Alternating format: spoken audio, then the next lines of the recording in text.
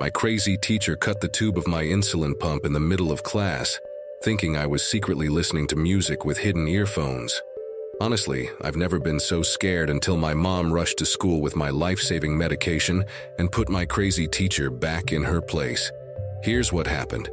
This occurred when I was in high school, around 2011, back in the days of wired headphones. I'm currently 24 years old. I've had type 1 diabetes since I was 4 and use a continuous glucose monitor and an insulin pump.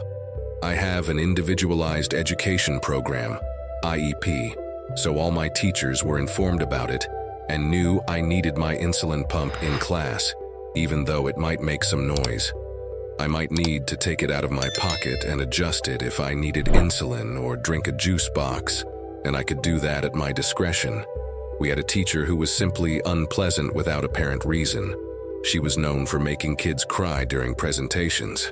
She even told a girl who wanted to be a doctor to find a cure for cancer that she would need to be really smart for that, all because her younger sister had childhood cancer.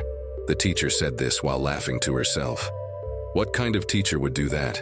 We were just 12-year-olds at the time. As you can imagine, she was also averse to technology. Nowadays, I use my phone to check my glucose and administer more insulin. I can't imagine being a kid today and dealing with a teacher like that, especially when the boundaries between technology and the classroom are blurred, and your smartphone is actually a life-saving medical device. Anyway, if you're not familiar with insulin pumps like the one I use, they have a small tube that connects the pump, which contains the insulin, to my body, which needs the insulin. This teacher also liked to be strangely vague instead of direct. Unlike other teachers who would simply say something like, "No cell phones in class, put it on my desk." This would allow me to remind them that it was an insulin pump, and they would usually respond with, "Oh right, my bad." Instead, she would try to speak abstractly about what she wanted to happen while walking around the room. On this specific day, she kept alluding to students listening to music in class, stating that we should be careful about what we do because she can see, saying that we, kids, might think we're sneaky, but adults know what we're doing. Obviously, I wasn't listening to music, so I thought she had seen someone with headphones in the room or something. And the next thing I knew, she had approached me with scissors. It took a good moment to realize exactly what had happened, because I was honestly surprised and completely shocked. She did something so destructive and absolutely toxic. Although I was used to teachers thinking I had a cell phone or getting upset about my pump beeping during a test, up until that day, no one had touched it before, let alone cut the tubey that sustains my life, which is exactly what she did. I was completely speechless, and she, turning to me now that she was back in front of the class, let out something like an original poster. Be careful to share with the class which songs are more important than listening. At that point, I realized she thought I was listening to music and believed she had cut the wires of my earphones in half. I replied by saying that the only thing I was listening to was just my thoughts, while I still had them, as that was my insulin pump she had just cut in half. She had to let me go to my locker to get my phone to call my mom, who would bring a new infusion set. As she rushed to the school to meet me, I just waited in the reception. My mom worked from home and drove like crazy to get here. When I told her what happened, she was absolutely furious. I never want to see her that angry again in my life. It took 10 years off my life, and I wasn't even in trouble when my mom showed up. I was sitting in the office waiting for her, and I think it took her about 15 minutes to get there. After a call, she asked me if I was okay and checked the damage that had been done. I went to the receptionist and just asked where the teacher was. They called the classroom and asked her to come to the office. The principal also showed up. My mom then scolded her, but without yelling, which honestly made the situation scarier. I don't remember word for word, but basically, she said that removing my insulin pump was a violation of my IEP, in addition to being a medical device and an extension of my body that is keeping me alive. The fact that she had the audacity to damage vital medical equipment was not only reckless, but also a criminal act. My mom explained how expensive these things are in the first place and the effort they had to go through to get one. She instilled the fear of God in these people, but in a way they couldn't turn against her and say she was being disruptive. After she took me home for the rest of the day, eventually my teacher really apologized to me. It wasn't that bad. We had a meeting with her, the principal, the assistant principal, and a lady from the special education department, along with me and my parents. She said she was sorry for her actions and that she shouldn't have treated me that way. She hoped I wouldn't grow up expecting people to act like that towards me. She forgot I had an insulin pump, but I didn't feel she was making an excuse. She was saying she should have been more aware, and the fault was hers. I did nothing wrong. She also said I was very brave and calm in the face of adversity like that. Then, she apologized to my mom and dad for scaring them with what she did. She then offered to pay for any cost of the damages she caused, but my parents declined. They insisted that all teachers receive more instruction about children with diabetes. The school nurse then organized a specific education session for all the teachers in the school on this subject. In the end, my parents chose not to sue the school or my teacher. Unfortunately, I still had to attend her class. It was a small school that did many things in a peculiar way. Honestly, it's surprising that this teacher wasn't fired immediately. What she did could have been catastrophic, and it's impressive that she kept her job. However, even if the student was listening to music, that doesn't justify cutting the headphone wire. That is literally destruction of property. Did this teacher really think that would be an appropriate response? All she needed to do was identify the student, call attention to them, and write a report, which would have solved all the problems. You don't grab scissors and cut a wire just because you want to be weird. I understand exactly the type of teacher the author of the original post is describing. They are strange and abstract, not clearly communicating what they want, speaking in circles as if they expected students to understand implicitly. Kudos to the author of the original post for keeping calm in this difficult situation. It certainly wasn't easy, but at least they had the support of parents who recognized the gravity of the situation and put the teacher back in her place. My partner is going through intense emotional outbursts, and I'm struggling to find a solution. The title says it all, as I'm trying to understand if my partner is being emotionally abusive. He has been through a lot of trauma in the past, and I try to be extremely sensitive and understanding towards emotional outbursts and anything that might be happening. However, I'm having difficulty distinguishing between misunderstandings and the need for space for trauma responses, while also protecting my own emotional health during his tough times. When things are good between us, he's amazing. He can be the sweetest and most encouraging person in the world, pushing me to step out of my comfort zone and engage in activities that make me happy. Sometimes it's hard to believe how lucky I am to have someone so loving and sensitive in my life. However, at other times, something triggers him, unleashing a storm of emotions that I don't want to face and don't know how to handle. For example, when we went on vacation together for the first time, our Airbnb was terrible and nothing like described. It was located in a bad part of town, and I felt quite unsafe after a day in the Airbnb. We mutually agreed that it was a bad situation and dealt with it by talking and making jokes about what we got into at night. We booked a new Airbnb for the remainder of the vacation and were ready to leave the next day. We were still kind of complaining and kind of joking with each other to make the best of the situation. Honestly, I thought we both went to sleep in decent conditions, not happy with the situation but united and making the most of it. When I woke up, I was washing my face and getting ready for the day when my partner suddenly declared that it was all horrible. All these vacations were a disaster, and he started packing hurriedly and carelessly as quickly as possible. He was huffing and grumbling, invading the Airbnb, stomping heavily to the car, and grabbing everything while I was still basically in pajamas, not understanding what was happening. Later, I found out that we needed to check out earlier, but he didn't communicate that to me. Moreover, we had hours before the checkout time, so the way he acted was completely unjustified. He calmed down at some moments in the morning but remained in a heightened emotional state for 5 whole hours. We had nowhere to go. I couldn't go out alone because we were in a bad part of town and we hadn't checked the next Airbnb. He was sitting in a public cafeteria, super anxious and complaining. His dog was also restless, barking and acting aggressively. He just swore and stormed off through the neighborhood with the dog. My nervous system was shattered at that moment, and I was literally crying alone in the cafeteria, waiting for them to come back. After explosions like these, I feel emotionally confused and insecure about the relationship. I feel like I do a lot to avoid these outbursts, but I just can't predict his mood. Another example was when the internet went down before an important Zoom call he needed to attend. He had a fit of rage before the call, intentionally kicking the phone and cursing. I offered a solution by connecting my work computer to my hotspot, but he was too agitated to type the password correctly.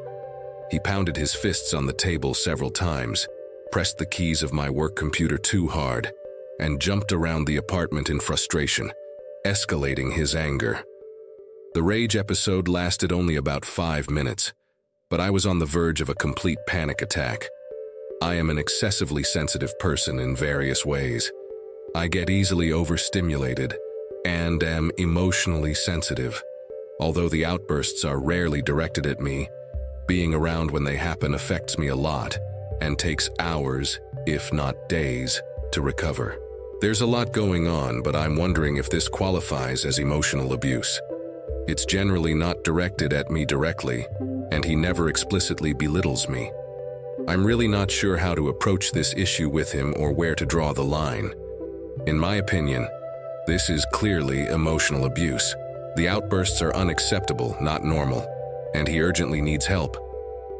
If you're afraid of these emotional explosions from your partner, I consider it indicative of an emotionally abusive relationship, something you need to recognize.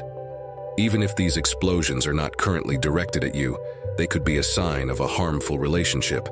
But what's the strategy here if this suddenly changes for you? This behavior needs to be changed, and no amount of apologies or accommodations on your part will make that change. As an additional note, the man in this story is 35 years old, so it's hard to believe there's a truly valid excuse to justify this behavior. I fully understand that people have traumas and mental health issues, but they are still responsible for managing what triggers them, as well as addressing these issues in their lives. Therefore, perhaps seeking some form of therapy to better manage emotions is an important step, regardless of what happens. I sincerely hope everything gets resolved because, from what you described, it seems to be a delicate situation, and I hope things can be worked out. I think the woman I'm dating might be a narcissist, and I don't know if I should take these signs seriously or what I should do. I met this woman 3 months ago, and she is very beautiful, tall, about 5 centimeters taller than me with a height of 175. When I go out with her, I notice many people looking at her. We're not in a relationship, but we've been intimate 4 times since we met. We immediately started texting for hours, had a lot of chemistry, and began calling each other cute names. Due to the age difference, she used to call me puppy, and we had several lovely conversations.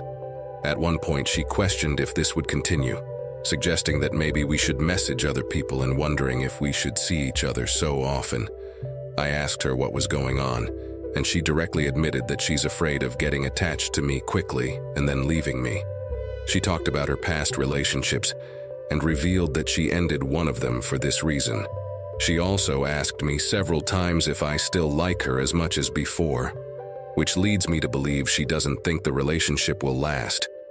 When I affirm that I like her as much as before, if not more, she responds in a somewhat forced and discreet way. I feel like we've moved past the initial enthusiasm, and things don't seem as intense as before. She's very subtle when speaking, and even when she's not, she uses many words to avoid sounding rude.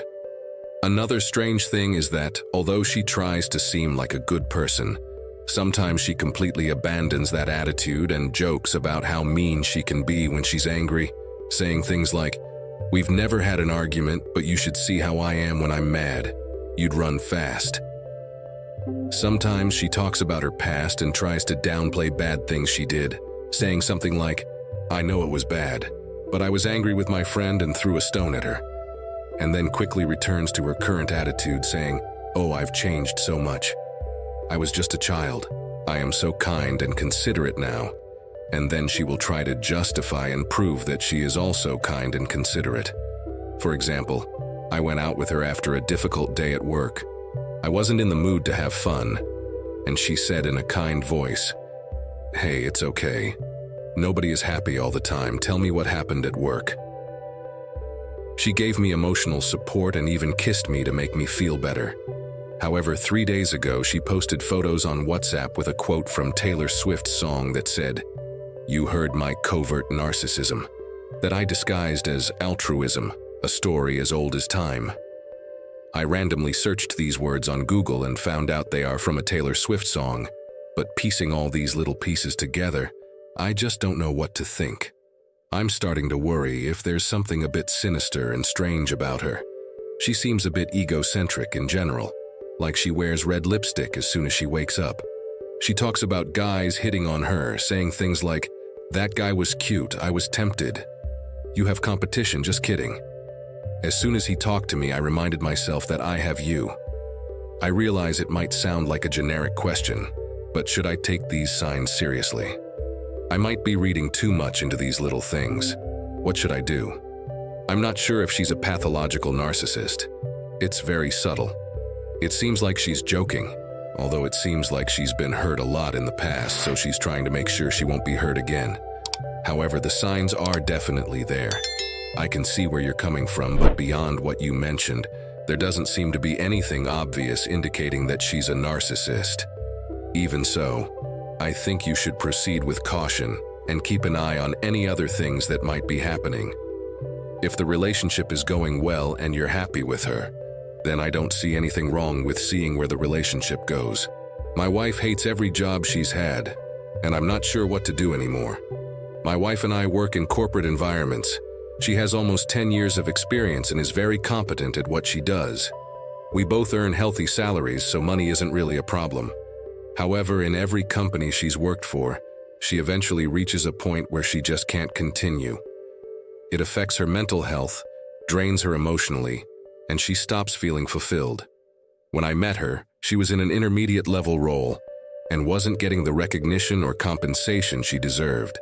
That company was known to be toxic, so she decided to switch to the second company, which was a kind of startup, an exciting role where she could wear many different hats and do various diverse tasks. However, it meant she had to deal with an intense and constant workload. Her dissatisfaction began after a year or two, but she endured for a total of 3 years. However, this took a toll on her tears and frustrations. She found herself assigned to a role she didn't want, immersed in a culture where superiors seemed untouchable, while colleagues criticized her and tried to shift blame for their own mistakes. Just like in previous jobs, she decided to leave the current one. This is the third job in 6 months, and she revealed that she hates it. The promised job doesn't exist. Instead, she's asked to play a project manager role, something she detests. After a night of tears and venting, she expressed the intention to resign, causing my disbelief at the repetition of this scenario for the third time. Despite my previous encouraging speeches, I feel unable to gather enthusiasm. She expressed the desire to find the same satisfaction I have in my job, but secretly, I don't love my job. Although there are positive and negative aspects, I've learned to minimize stress and avoid drama by staying focused. I keep wondering why she can't do the same. Her consecutive experiences in unhappy jobs have affected our relationship, as she oscillates between fun moments and permanently unhappy expressions. Tired of this situation, I suggested that, if necessary, she quit the job today, ensuring our financial support. I encouraged her to seek happiness, disregarding concerns about her resume or disappointment from employers. However, I question what will be different the fourth time. How long will it take for her to realize it's just another corporate structure with imposed deadlines? Faced with this, I ponder the suitability of the corporate environment for her. Maybe exploring alternatives outside of this setting or even returning to school could be beneficial. We live in a society where staying with a single company is rare. Perhaps a significant change is necessary for her happiness. I thank you for watching and invite you to subscribe to the channel, as well as activate notifications to follow more stories. Use the playlist in the description to explore other content. Thank you very much for watching until the end of this video on the HistoReddit channel. I hope you found the engaging and informative stories. If you liked it, don't forget to share it with your friends and family. Subscribe to the channel, leave your like, and activate the notification bell to not miss any new content. Your participation is crucial for the channel's growth.